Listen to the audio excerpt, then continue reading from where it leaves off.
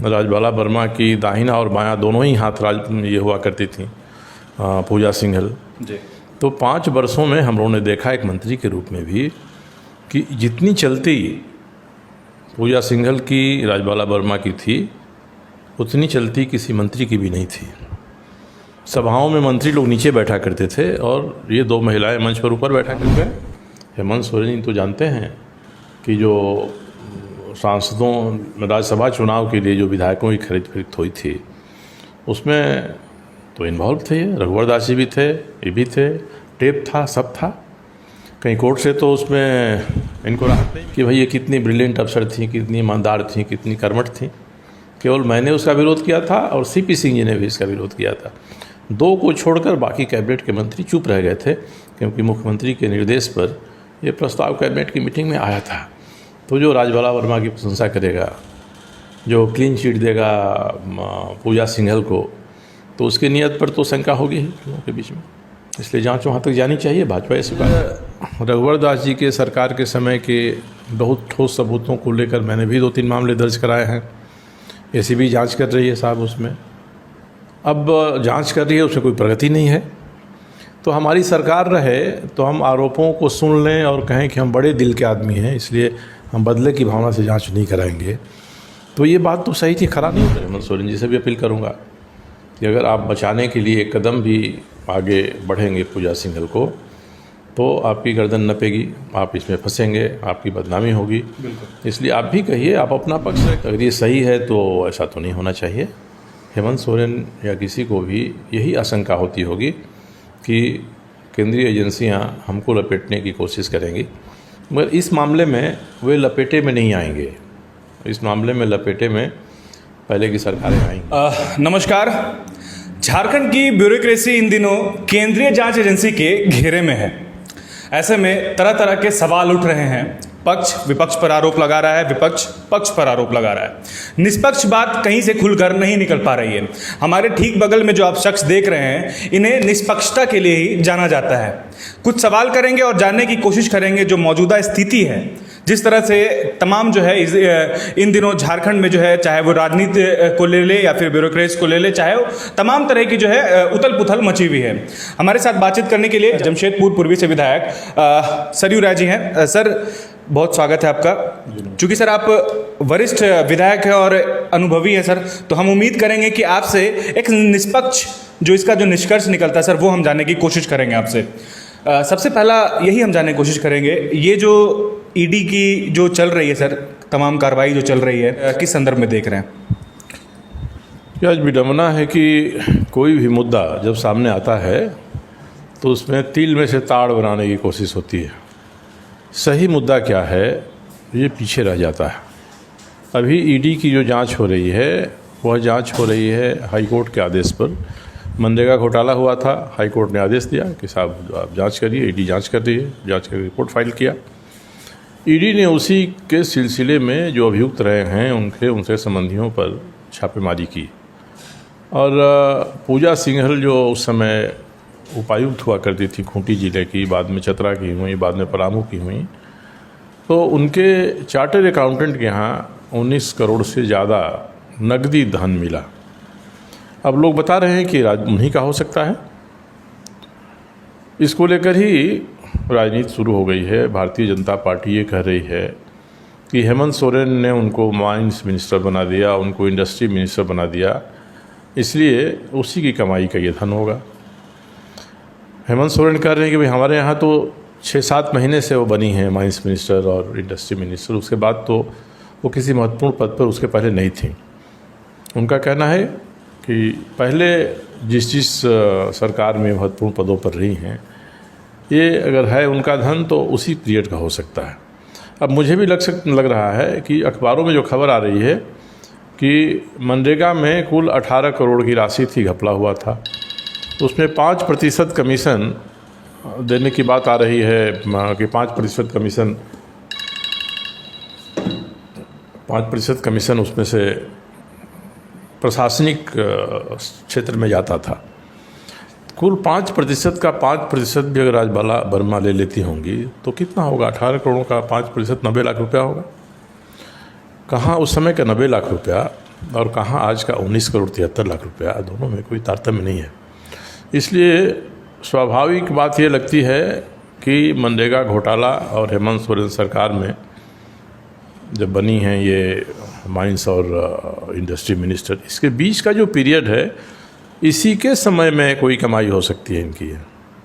तो इसके बीच के पीरियड में तो श्री रघुवर दास जी मुख्यमंत्री थे, उनकी सरकार में कई घोटाले हुए, आरोप लगे। माना जाता है कि उस समय मोमेंटम झारखंड हुआ, उस समय एग्रीकल्चर समिट हुआ, उस समय और भी कई इस तरह के काम हुए। राजबाला वर्मा उसमें मुख्य सचिव थी। राजबाला वर्मा की दाहिना और बायां दोनों ही हाथ ये हुआ करती थी पूजा सिंघल जी। तो 5 वर्षों में हम लोगों ने देखा एक मंत्री के रूप में भी कि जितनी चलती पूजा सिंघल की, राजबाला वर्मा की थी, उतनी चलती किसी मंत्री की भी नहीं थी। सभाओं में मंत्री लोग नीचे बैठा करते थे और ये 2 महिलाएं मंच पर ऊपर बैठा करती थी। तो स्वाभाविक रूप से लगता है कि जो भी इन्होंने अगर कमाया है, अगर ये सारा का सारा कैश इनका पूजा सिंघल का ही है, तो ये उसी अवधि की कमाई हो सकती है। मनरेगा में 90 लाख होगा, अभी उनको कुछ नहीं है, किसी महत्वपूर्ण पद पर वो रही नहीं है सरकार में, तो पूरा का पूरा जो ये कमाई है उसी अवधि की हो सकती है। ये बात मुझे भी सही लग रही है। ये बात आज सरकार में जेएमएम के लोग हैं वो भी कह रहे हैं। इसलिए किसी भी विषय को हम लोगों को ऐसी प्रासंगिक कसौटी पर कसना चाहिए कि लगे कि हम जो कह रहे हैं वो वस्तुपरक है, ऑब्जेक्टिव है। नहीं तो हम जिस राजनीतिक दल में हैं उसके हिसाब से अपने विपक्षियों पर वार करेंगे तो सच्चाई का कत्ल हो जाएगा इसमें। इसलिए इस मामले को बढ़िया से इसका विश्लेषण करके मैं भी चाहता हूँ कि इस जांच का विस्तार हो, कम से कम मोमेंटम झारखंड तक तो जाए ही, और जिस पीरियड में, महत्वपूर्ण पीरियड में इनके साथ जो रहे हैं उन सब लोगों की भी जांच होनी चाहिए। चूँकि सर बात करेंगे कि 2000 बैच की कैडर की जो आईएएस रह चुकी हैं, काफ़ी पुराना ब्यूरोक्रेट्स में उनका एक ये रहा है, वर्चस्व रहा है। उनका अगर कार्यकाल देखा जाए सर, तो अगर आप पलामू की बात करें, खूंटी की बात करें, चाहे वो आप हज़ारीबाग की बात करें, जहाँ जहाँ उनका कार्यकाल था वो कहा सर वो एकदम निष्पक्ष ना हो। कहीं ज़मीन अलॉटमेंट को लेकर के, कहीं पे मनरेगा को लेकर के, तो कहीं पे मूसली के खेती के लिए जो भी बातें सामने आ रही थी। सवाल यहाँ पे ये है सर, जो भी रूलिंग पार्टी यहाँ पे रही, क्या पूजा सिंघल के इन कारनामों पर उनका किसी तरह की एक पहल हो जिससे उस तरह के जो भ्रष्ट अधिकारी है उस पर एक कार्रवाई भी की जा सके? तमाम जो सर ये चीज़ें हैं, ये बिल्कुल एक अचानक से सामने आ जाना, क्या लगता है सर कि इतना आसान था ये? सामने अचानक नहीं आया है। जिस समय ये जहाँ का आप नाम ले रहे हैं उन ज़िलों में वो रही भी हैं, तो उस समय भी इनके विरुद्ध आवाज़ें उठी हैं। कई लोगों ने PIL किया है, जांच हुई है। ये विडम्बना है कि जहाँ जहाँ ये DC रही हैं वहाँ इनके नीचे जितने लोग रहे हैं सबों पर कार्रवाई हो गई है, किसी कारण से इन पर कार्रवाई नहीं हुई है। और जब हम लोगों की सरकार थी 2015 से 19 के बीच में, तो उस अवधि में तो इनको क्लीन चिट दे दिया गया कि साहब इनके खिलाफ़ कोई आरोप नहीं बनता है, इसलिए इनका प्रमोशन हो गया। तो बात कहीं आती है ना कि क्लीन चिट मिलने के पीछे संचिकाओं को देखेंगे तो निधि खरे थी उस समय कार्मिक विभाग की सचिव, उन्होंने इनके विरुद्ध में बहुत कुछ लिखा है। जो भी दूसरे अधिकारी हैं फाइलों पर बहुत कुछ लिखा है। इसके बाद भी कोई अधिकारी, कोई समिति बनाकर इनको क्लीन चिट दे जाती है। तो आज उस समय की घटनाएं प्रासंगिक हो गई हैं, क्योंकि आज जो स्थिति उत्पन्न हुई है उसमें कहीं से नहीं लगता है कि क्लीन चिट देने लायक थी, ये दागी थी। ये बात सामने आ रही है। तो 5 वर्षों में क्या हुआ कि इनको हम लोगों ने क्लीन चिट दे दिया अपनी सरकार में, इसीलिए शक की सुई उधर जाती है। और इसमें हेमंत सोरेन जेएमएम के हैं, बात उठा रहे हैं, इसलिए इस बात को हम कमतर करके आके ये ठीक नहीं है। एक वस्तुपरक विश्लेषण होना चाहिए और भारतीय जनता पार्टी के मित्रों को भी चाहिए कि अपनी सरकार के समय इनकी जो भूमिका रही है उस भूमिका की भी जांच हो जाए। मांग कर दें, निष्पक्ष जांच हो जाएगी और लगेगा कि भारतीय जनता पार्टी राजनीतिक प्रपंच के नाते इस मामले को नहीं उठा रही है। एक आम सहमति बन जाए, विपक्ष और पक्ष दोनों मिलकर कहे कि नहीं, इसकी जांच मनरेगा की तो हो ही रही है, रघुवर दास जी की जो सरकार थी उसकी जांच हो जाए, क्योंकि रघुवर दास जी की बहुत करीबी, अत्यंत करीबी अधिकारियों में से एक मानी जाती थी। दूसरे नंबर की थी, राजबाला वर्मा पहले नंबर की थी, ये दूसरे नंबर की थी। तो उस अवधि की जांच करा लेने में क्या हर्ज है। ये भारतीय जनता पार्टी भी बात कहती है तो लगेगा कि नहीं, भारतीय जनता पार्टी जनहित में एक निष्पक्षता की बात कर रही है। और इस राज्य में अगर हम सभी एक दूसरे पर घोटाले का आरोप लगाते रहेंगे तो इसे घोटाले तो खत्म नहीं होंगे।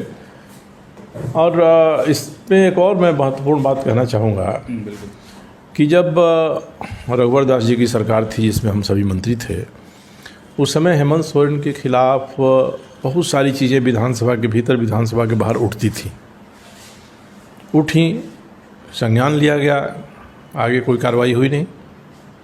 आज रघुवर दास जी के सरकार के समय के बहुत ठोस सबूतों को लेकर मैंने भी 2-3 मामले दर्ज कराए हैं। एसीबी जांच कर रही है साहब उसमें, अब जांच कर रही है, उसमें कोई प्रगति नहीं है। तो हमारी सरकार रहे तो हम आरोपों को सुन लें और कहें कि हम बड़े दिल के आदमी हैं इसलिए हम बदले की भावना से जांच नहीं कराएंगे, तो ये बात तो सही थी, खरा नहीं उतरती है।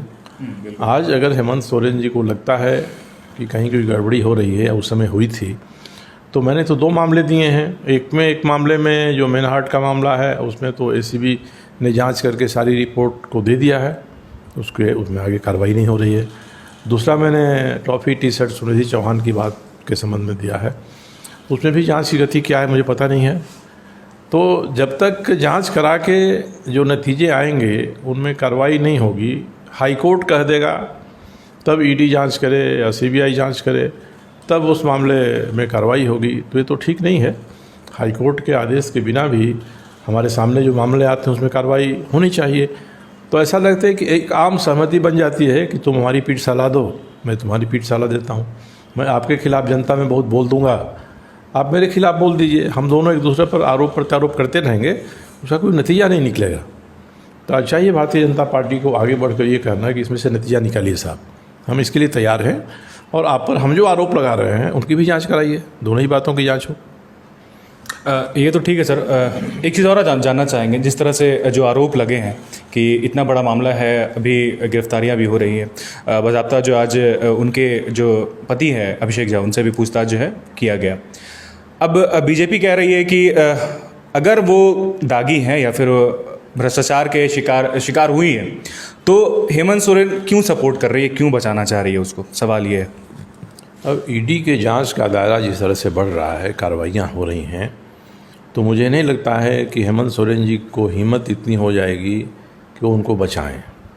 उनके पार्टी के लोगों ने भी बयान दिया है कि इन पर जांच होनी चाहिए, कार्रवाई होनी चाहिए। हेमंत सोरेन का इतना ही कहना इसमें है कि केंद्रीय एजेंसियां ज़्यादा सक्रिय हो गई हैं। केंद्रीय एजेंसियों की सक्रियता बहुत मायने नहीं रखती है, मायने ये रखता है कि हमारे यहाँ जो हो रहा है वो गड़बड़ हो रहा है कि सही हो रहा है। मैं तो हेमंत सोरेन जी से कहूँगा कि आपको स्वागत करना चाहिए, मगर जिस तरह से आज बयान आया है चार्टर अकाउंटेंट का कि हम पर दबाव डाला जा रहा है कि हम अमुक अमुक व्यक्ति का नाम ले लें, तो अगर ये सही है तो ऐसा तो नहीं होना चाहिए। हेमंत सोरेन या किसी को भी यही आशंका होती होगी कि केंद्रीय एजेंसियां हमको लपेटने की कोशिश करेंगी, मगर इस मामले में वे लपेटे में नहीं आएंगे। इस मामले में लपेटे में पहले की सरकारें आएंगी, तो उस समय की सरकारों की बात हो और भारतीय जनता पार्टी आगे बढ़कर यह बात करे। मैं तो हेमंत सोरेन जी से भी अपील करूंगा कि अगर आप बचाने के लिए एक कदम भी आगे बढ़ेंगे पूजा सिंघल को, तो आपकी गर्दन नपेगी, आप इसमें फंसेंगे, आपकी बदनामी होगी। इसलिए आप भी कहिए, आप अपना पक्ष रखिए। भाई हमारे समय में कहाँ इतना अवसर मिला है, जिन विभागों में इन्होंने काम किया है उसमें कितने काम ऐसे हुए हैं कि करोड़ों रुपए की कमाई इनको हो जाएगी। एक हो सकता है कि जो चार्टर अकाउंटेंट है वो कहे कि हमारे यहाँ जो पैसे रखे हुए हैं वो पैसे अमुक अमुक अफसरों के हैं, अमुक अमुक राजनीतिज्ञों के हैं, ये वो कह सकते हैं। तो इसके अनुसार से इस बात की भी जांच होनी चाहिए। वो जिसका भी नाम ले लें, हमारा भी नाम अगर आज वो ले लेंगे तो मैं जांच के दायरे में आ जाऊंगा कि हमसे पूछताछ करें, हमारे ठौर ठिकानों को देखे, हमने कितनी संपत्ति अर्जित की है, हमारा इनकम का क्या सोर्स रहा है। तो आज जांच यहीं पर आके ठहर गई है कि जो 19 करोड़ 73 लाख रुपए पकड़े गए हैं चार्टर्ड अकाउंटेंट के यहाँ से, वो पैसे उन्होंने कैसे कमाया, कैसे रखा, किसके पैसे हैं, रिसोर्सेज क्या थे? हाँ, उस पैसे का सोर्स क्या है तो उनको बताना पड़ेगा। अब उस सोर्स को बताने में किसकी को लपेटे में लेने की प्रयास वो करे या ईडी करे, तो यहीं इनके मंसूबों पर शंका पैदा हो सकती है। तब यही हेमंत सोरेन की भूमिका आती है कि वो ये कहें कि इसमें कुछ ऐसी चीज़ हो रही है जो हमको लपेटने के लिए हो रही है। तो इसको खुल के हेमंत सोरेन जी को कहना चाहिए कि आप जांच करा लीजिए साहब, आप देख लीजिए। वो करेंगे तो ये मामला सही दिशा में जाएगा। और भारतीय जनता पार्टी को भी इस मामले में सामने आना चाहिए कि हमारी जिस सरकार में जब ये जिसमें नाक की बाल हुआ करती थी और जिसमें इनको क्लीन चिट दिया गया था, या जिन लोगों ने राजबाला वर्मा का प्रशस्ति गान किया जब वो रिटायर हो गई, उनको एक्सटेंशन देना चाह रहे थे लोग, मैंने फुट डाउन किया कि ऐसे अधिकारियों को एक्सटेंशन नहीं मिलना चाहिए, उनको एक्सटेंशन नहीं मिला। फिर भी जब वो रिटायर हुई तो कैबिनेट से प्रस्ताव पास करा गया कि भाई ये कितनी ब्रिलियंट अफसर थी, कितनी ईमानदार थी, कितनी कर्मठ थी। केवल मैंने उसका विरोध किया था और सीपी सिंह जी ने भी इसका विरोध किया था। दो को छोड़कर बाकी कैबिनेट के मंत्री चुप रह गए थे, क्योंकि मुख्यमंत्री के निर्देश पर यह प्रस्ताव कैबिनेट की मीटिंग में आया था। तो जो राजबाला वर्मा की प्रशंसा करेगा, जो क्लीन चिट देगा पूजा सिंघल को, तो उसकी नीयत पर तो शंका होगी ही लोगों के बीच में। इसलिए जांच वहाँ तक जानी चाहिए, भाजपा ये स्वीकार करे। अच्छा सर, एक चीज़ और इसी से पूछना चाहेंगे हम। जिस तरह से अब आपने कहा कि अगर पूजा सिंघल की जो फाइलें खुली हैं, अगर इसमें डेप्थ में अगर जाएगी ईडी या फिर इस पर अगर डेट में कार्रवाई होगी, तो कई ऐसे संस्थाएं जो जद में आएंगे, पिछली सरकार भी घेरे में आएंगी। सर, ईडी बीजेपी के अनुसार कह रही है कि ये वो क्रेडिट लेना चाह रही है, जैसा उन्होंने अभी बयान दिया था दीपक प्रकाश जी ने, कि ये हमारी सरकार कार्रवाई कर रही है। ये महरम है कि उनको नहीं पता है कि अगर पूजा सिंघल की फाइलें खुलती हैं तो कहीं ना कहीं पूर्ववर्ती सरकार भी उनके जद में आएंगे। दीपक प्रकाश जी या भाजपा का कोई बड़ा नेता कहे कि हमारी सरकार कार्रवाई कर रही है, ये सही नहीं है। ये कार्रवाई तो हाईकोर्ट के दबाव में हो रही है। जिसको भी क्रेडिट देना है उसको क्रेडिट देना चाहिए कि हाईकोर्ट ने आदेश किया ईडी को, हाईकोर्ट ने उनको पार्टी बनाने का ऑर्डर किया इस मामले में। वो पार्टी बने, उन्होंने रिपोर्ट दिया, हाईकोर्ट ने कहा कि और भी जांच करिए। उसी जांच के क्रम में ईडी को लगा होगा कि भाई अमुक लोग संदेह के घेरे में हैं, उनके यहाँ दबिश दी, छापेमारी की, इतना बड़ा पैसा पकड़ा गया, 19 करोड़ 73 लाख रुपया पकड़ा गया। तो इसमें हम आप ये हो कोई सरकार कहे कि हमने करा दिया इसको, तो ये ठीक नहीं है। ये हाईकोर्ट के दबाव में हो रहा है। और मुश्किल यही होती जा रही है आजकल कि हाईकोर्ट के पास मुकदमों की फहरिस्त लंबी होती जा रही है, क्योंकि राज्य सरकारों की जो कार्यपालिका है वो कार्यपालिका निर्णय नहीं ले रही है, काम नहीं कर रही है, चीज़ों को दबा रही है, शिकायत होती है, पीआईएल होता है। तो मैंने तो कहा था हेमंत सोरेन जी को भी, इसके पहले अपनी सरकार में भी, कि जितने मामले पीआईएल के या सरकार पर भ्रष्टाचार के आरोप के हाईकोर्ट में हैं, उसको एक स्पेशल टीम बनाकर सरकार को ही उसकी जांच करा लेनी चाहिए कि यह है क्या। तो हाईकोर्ट पर से मुकदमे का बोझ भी घटेगा और सरकारों को भी कहने के लिए मिलेगा कि साहब हमने जांच कराई, हमने कार्रवाई किया। आज तो हम सब कुछ न्यायपालिका पर छोड़ दे रहे हैं और अपने लिए हम आपकी पीठ सलाह दें, आप हमारी सलाह दीजिए, इसी समझौता के आधार पर पक्ष विपक्ष चल रहा है। इसी से जुड़े एक आखिरी सवाल करेंगे। पूजा जी जो हैं, लगातार सरकार जो भी हो वो शीर्ष पर रही हैं। सर, जिस तरह से मैंने बताया कि उनका जो कार्यकाल रहा वो बिल्कुल जो है निष्पक्ष नहीं रहा, कहीं ना कहीं कुछ ना कुछ दाग जो है कहीं छोड़े। भले ये है कि उनको क्लीन चिट दे दी गई कहीं, या फिर कहीं निष्पक्ष जांच नहीं की गई, फिर भी सर बावजूद इसके सरकारें जो भी बदली वो शीर्ष पर रही हमेशा से। ये नहीं, इसका कोई एक्सप्लेनेशन नहीं है, इसका कोई बचाव नहीं कर सकता है कि सरकार में पूजा सिंघल को क्यों महत्वपूर्ण पद मिले। केवल पूजा सिंघल को ही नहीं मिले हैं। मैंने तो मुख्यमंत्री जी से मिलकर भी कहा है, ट्विटर से भी कहा है, अखबारों में बयान देकर भी कहा है कि पिछली सरकार में जो गैंग था अफसरों का या गैर प्रशासनिक लोगों का, वो धीरे धीरे टहलकर घूमकर इस सरकार में आते जा रहा है। तो ये तो मैंने सार्वजनिक रूप से कहा था। इसलिए केवल पूजा ही सिंघल नहीं, बल्कि जिनके ऊपर भी आशंका थी कि ये अच्छा काम नहीं कर रहे हैं सरकार के लिए, तो उनको नहीं बनाना चाहिए। अब जिस तरह से हम कह रहे हैं कि रघुवर दास की सरकार ने पूजा सिंघल को क्लीन चिट दे दिया, उसी तरह अनुराग गुप्ता को क्लीन चिट इस सरकार में मिली है। और कल मामले आएंगे, उन पर कोई कार्रवाई होगी तो ये बात लोग पूछेंगे कि साहब आपने अनुराग गुप्ता को क्यों दे दिया। अनुराग गुप्ता ने तो समानांतर खुफिया विभाग का कार्यालय खोल दिया था, सीआईडी में भी फ़ोन टेप करने का सिस्टम उन्होंने लगा दिया था। इस बात को मैंने उठाया था। इस बात की जांच हुई। जांच में साबित हो गया कि हाँ, एक समानांतर कार्यालय चल रहा था, मगर ये जांच दब गई, कुछ नहीं हुआ और फिर से अनुराग गुप्ता आज इस सिस्टम में बहाल हो गए। हेमंत सोरेन तो जानते हैं कि जो सांसदों राज्यसभा चुनाव के लिए जो विधायकों की खरीद फरोख्त हुई थी, उसमें तो इन्वॉल्व थे। रघुवर दास जी भी थे, ये भी थे, टेप था, सब था। कहीं कोर्ट से तो उसमें इनको राहत नहीं मिली, इस सरकार ने उनको राहत दे दिया। तो कल जाकर ये मामला उनका उभरेगा तो ये बात तो पूछी जाएगी कि हेमंत जैसे पूजा सिंघल को रघुवर दास जी ने क्लीन चिट दे दिया, वैसे अनुराग गुप्ता को आपने भी क्लीन चिट दे दिया है। और इस सरकार में भी वैसे लोग मेन स्ट्रीम में आ रहे हैं जो पिछली सरकारों में दागदार काम के लिए मशहूर थे।